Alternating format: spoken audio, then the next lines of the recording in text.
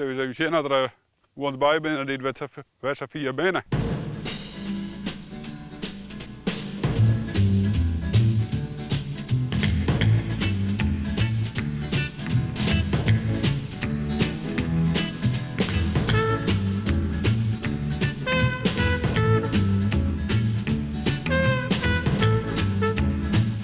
Ik snij ze op een lengte van om bij de minimaal 23 centimeter.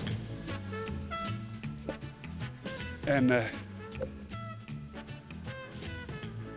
daardoor komt dat als de volle kwarten snijdt, een heel groot gedeelte wat PS is. En dat ben in principe dat hurdensteken.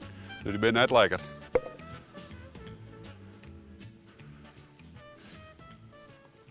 Ja, wij zijn voor een iris 15 linen is nou denk ik maar green asperges begonnen. Omdat wij zochten naar het bekende vierde gewas op het akkerbouwbedrijf. De gewassen die we wenden te bouwen, die leveren te min op. Dus er moest eigenlijk wat bij. Vandaar dat we doen wat begonnen binnen te experimenteren met onder andere duindoorn voor waardvrucht en vleerbuien en met asperges.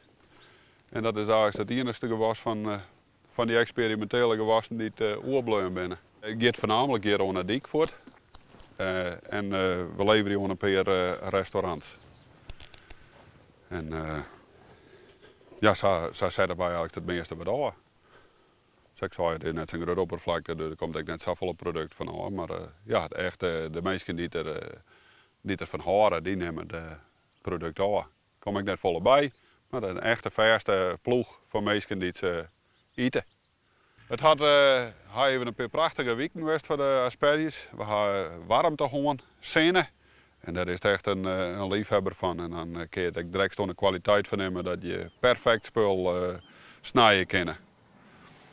Het is, ja, nou dit waar even, het is nu even rustiger. Je kunt dan direct van nemen dat de temperatuur zakt. En de zinnen er wat bewaard dat de groei nou soms dagen eigenlijk stilvalt.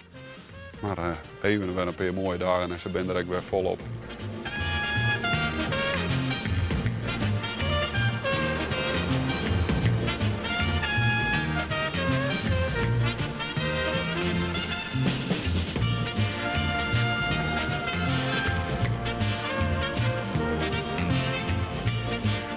Nou dat ze snijdt binnen we zien bosjes van een poen, wasje ze nog even.